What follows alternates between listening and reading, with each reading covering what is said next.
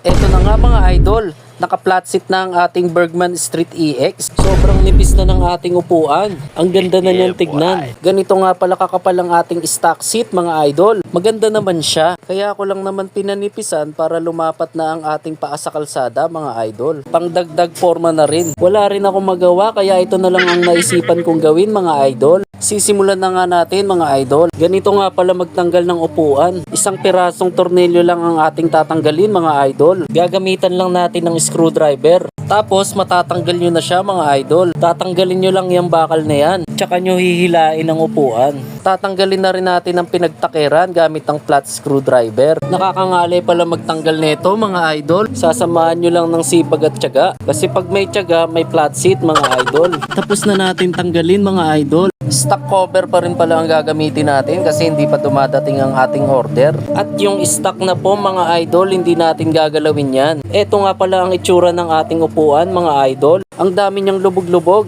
Ito siguro yung masakit sa puwet pag naka-flat seat. Tinesting nga pala muna natin sa ating BMX mga idol para malaman natin kung anong itsura. Parang babagay naman kaya na-excite ako sa kalalabasan. Ito nga pala yung foam na gagamitin natin mga idol, yung pinaglumaan. Nilagyan nga pala natin ng foam yung mga lubog-lubog mga idol. Kasi masakit yan sa puwet pag di nilagyan. Kinakapaka ko pala ngayon para malaman ko ang pagkakaiba ng may foam sa wala. Malapit na pala tayo matapos maglagay ng mga palaman mga idol. Binibilisan ko na nga para hindi na humaba ang video. Ito na pala ang itsura ng mga palaman na nilagay natin mga idol para hindi masakit sa puwet. Rugby nga pala ang ginamit natin na pandikit mga idol. Tapos lalagyan nyo ng sipit yung gilid para dumikit. Ito nga pala ang itsura niya mga idol pag nadikit nyo na. Trinay nga pala natin ulit ilagay sa motor para makita natin ang resulta. Tignan nyo mga idol, napakaangas ng ating ginawa. Stock cover pa rin pala ang gagamitin natin mga idol. Sobrang excited ko na matapos to mga idol. Gusto ko na malaman ang magiging itsura. Kaya pinuntahan na nga natin ang pinakamalapit na motor shop dito sa amin mga idol para matapos na. Ito na nga mga idol, tinatakiran na ni kuya ang ating upuan. Ginagalingan talaga ni kuya kasi alam niya na siya ay binibidyohan. Ayos nga pala dito, habang naghihintay ka pwede ka manood ng sine. Tapos nang gawin ng ating upuan mga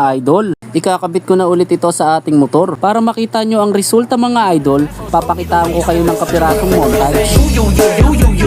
You should just let me freak you. I say you